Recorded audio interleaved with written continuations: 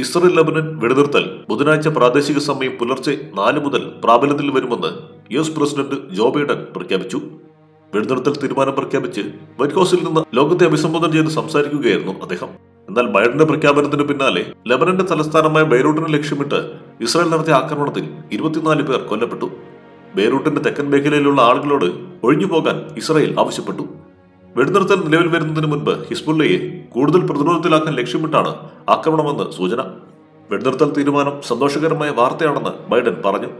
ഗാസയിലെ സംഘർഷം അവസാനിപ്പിക്കാനും ഈ തീരുമാനം പ്രേരണയാകുമെന്ന് അദ്ദേഹം പ്രത്യാശ പ്രകടിപ്പിച്ചു. മേഖലയിലെ സംഘർഷത്തിന് ശാശ്വത വിരാമമെന്ന നിലയിലാണ് വെടിനിർത്തലെന്നും കരാർ ലംഘിച്ചാൽ സ്വയരക്ഷയെ കരുതി ശക്തമായി തിരിച്ചടിക്കാൻ ഇസ്രായേലിന് അവകാശമുണ്ടെന്നും ബൈഡൻ പറഞ്ഞു.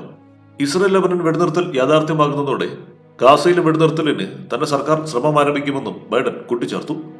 യുഎസും ഫ്രാൻസും മധ്യസ്ഥത വഹിച്ചാണ് വെടിനിർത്തൽ കരാറിന് രൂപം നൽകിയത്.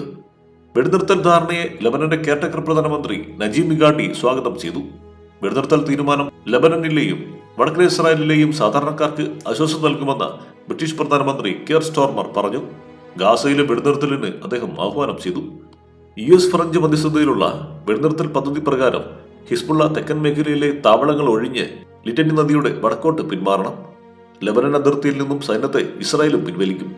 എന്നാൽ കരാർ ലംഘിച്ചാൽ അതിശക്തമായി തിരിച്ചടിക്കുമെന്ന് ഇസ്രായേൽ പ്രധാനമന്ത്രി ബെഞ്ചമിൻ നെതന്യാഹു മുന്നറിയിപ്പ് നൽകി.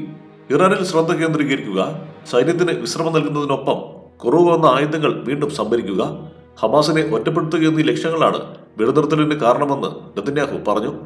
ആക്രമണം ആരംഭിച്ച ദിനങ്ങളെ അപേക്ഷിച്ച് ഹിസ്ബുല്ല വളരെ ദുർബലമാണെന്നും അവരുടെ നേതൃത്വനിരയെ വധിച്ചതിനൊപ്പം മിസൈലുകളും റോക്കറ്റുകളും തകർത്തു. അവരുടെ ആയിരക്കണക്കിന് പോരാളികളെ നിർവീര്യമാക്കി.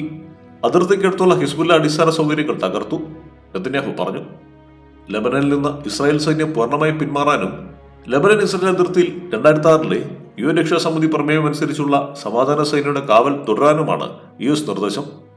എന്നാൽ എന്തെങ്കിലും സുരക്ഷാ പ്രശ്നമുണ്ടായാൽ ലെബനനിൽ എവിടെയും കടന്ന് ഹിസ്ബുല്ലെ ആക്രമിക്കാൻ അനുവദിക്കണമെന്ന് ഇസ്രായേലും ആവശ്യപ്പെട്ടിരുന്നു. News desk, one nation media.